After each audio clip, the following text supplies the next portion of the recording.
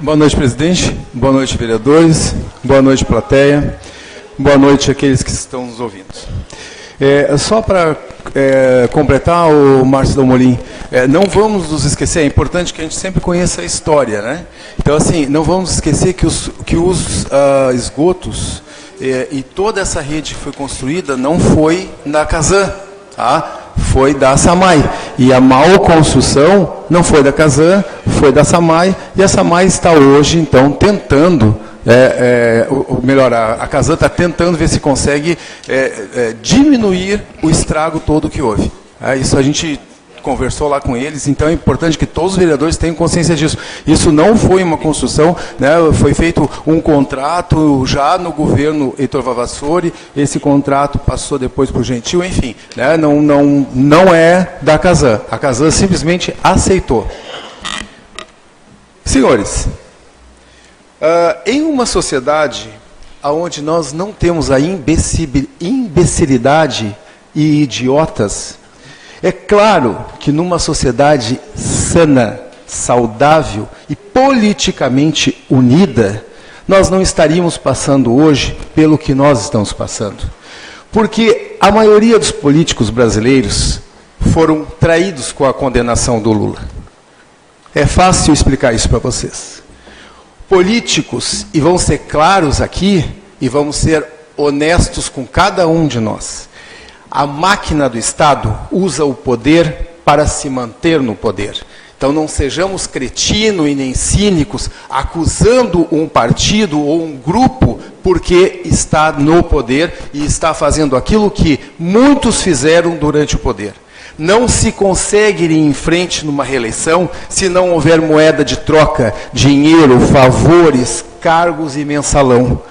O teu deputado, o teu senador, é o mesmo que pegou o dinheiro do mensalão para depois comprar o teu voto. Os corruptos dentro do Brasil, eles são em maioria, e é esse o nosso problema. Senhores, nós temos assessores, todos nós temos assessores. Os hipócritas juízes que julgaram Lula são os mesmos que têm auxílio moradia. São esses os teus heróis. Eles exigiram de Dilma Rousseff aumentos numa época não muito distante. Todos nós sabemos disso. Mordomias do judiciário existem e são eles que julgaram o caso Lula. PSD governou o Estado durante 16 anos, está governando ainda. Um dueto que realmente valeu a pena para todo o Brasil e foi um exemplo, não há dúvida. Como ele se manteve, Dalmolin? Não há dúvida, as SDRs. Se não fosse o manter esse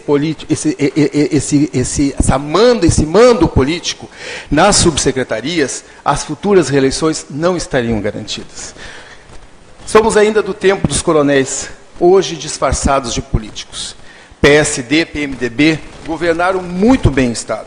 Algumas divergências políticas, talvez até dando para a saúde, dando algum ênfase maior para a educação, que é alguma coisa que o PT faz, mas mesmo assim não se tira do dueto os avanços que trouxe para a terra.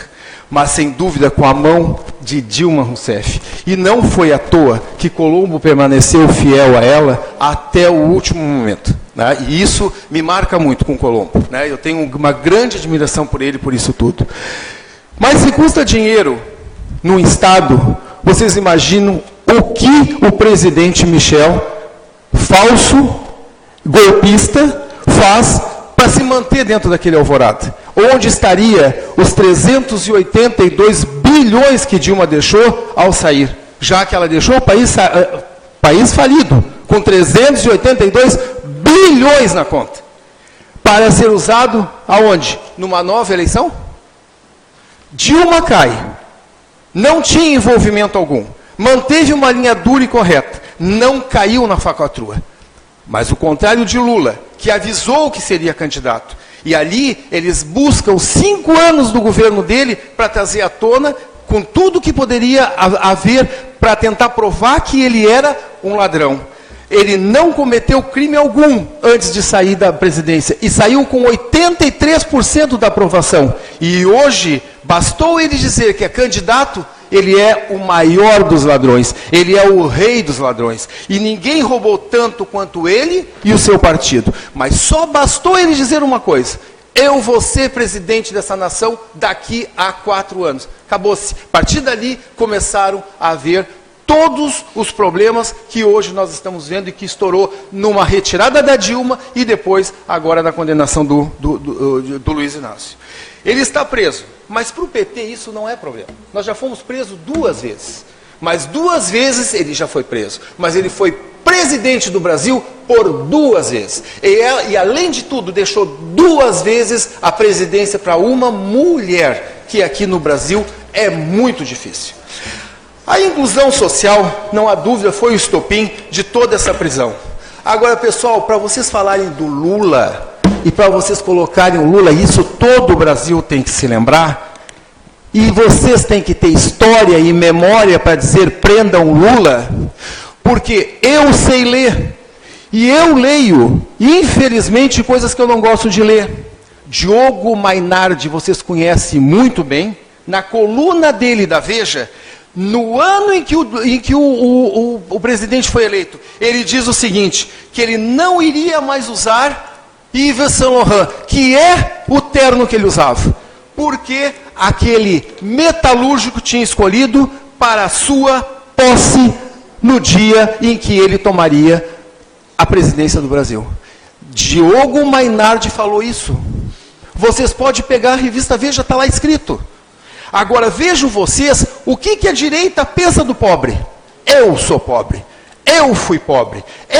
Eu fui numa faculdade federal em que eu tive que pagar a minha faculdade. E eu era da faculdade federal. Tu tinha que pagar. Não era de graça, não. Tu tinha que pagar a inscrição. A primeira inscrição tu pagava, era R$200. Eu tenho certeza disso, eu paguei. Depois houve umas modificações e acabaram, mas a gente tinha que pagar. Agora vocês veem o seguinte, como é que vocês vão querer colocar ao lado de vocês, do lado no avião, um pobre? Por quê? Por que colocar um pobre ali no avião? Entendeu? Por que colocar um proletariado dentro de uma presidência da República? Estudar ao lado de um pobre? Não, eu vi de uma colega minha, de uma amiga minha, dizer assim, ó, como é que o meu filho não consegue passar na faculdade aonde tem pobre? Na URGS. Ela é médica. E pobre também foi. Foi pobre também como eu fui. Mas diz isso.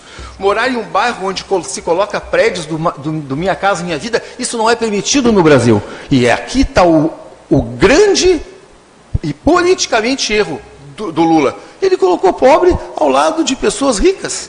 E como diz o esquizofrênico do Luiz Prates, carros nas ruas de 1.0, pessoal, só serve para atrapalhar o trânsito.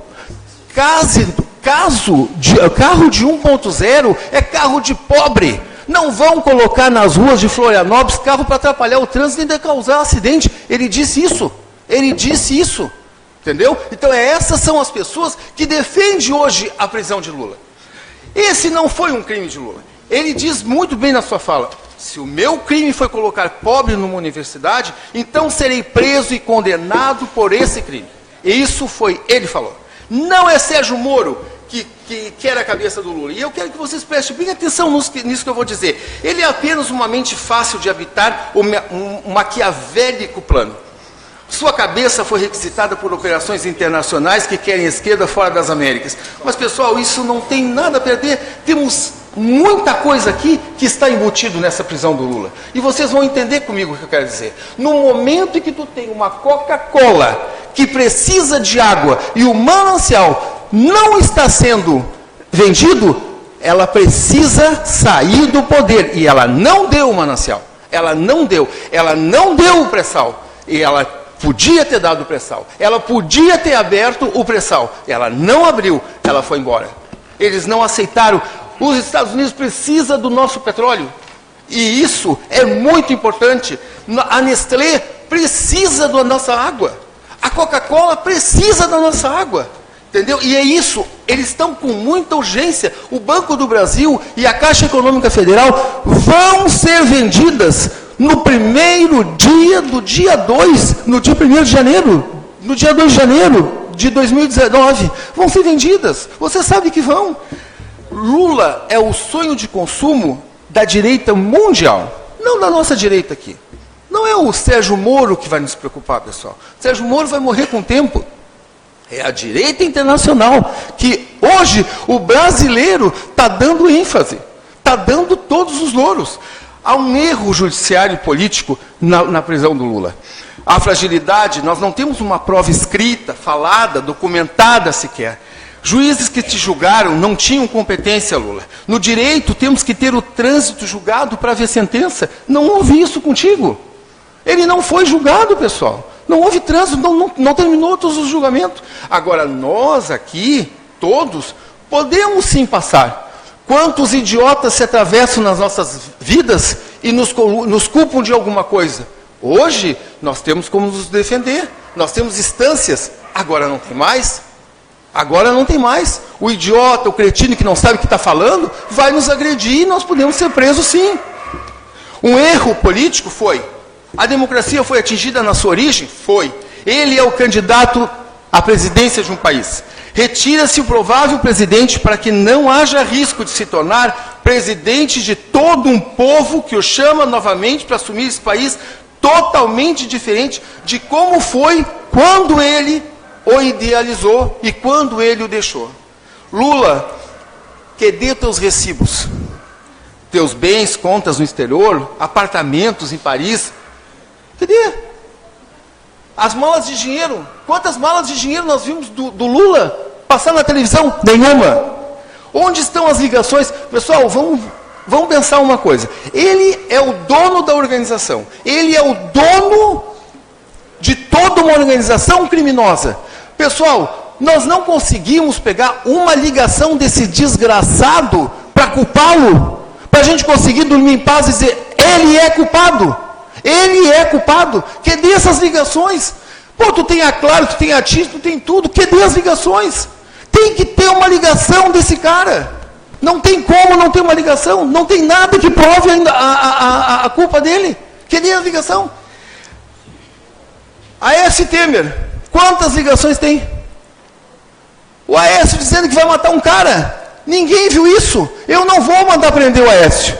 Eu não vou mandar prender o Temer, mas vou mandar prender aquele sapo que botou o pobre na universidade.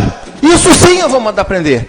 Agora, pegar aviões, drogas, ligações versando sobre você, cadê as drogas dele? Nenhuma.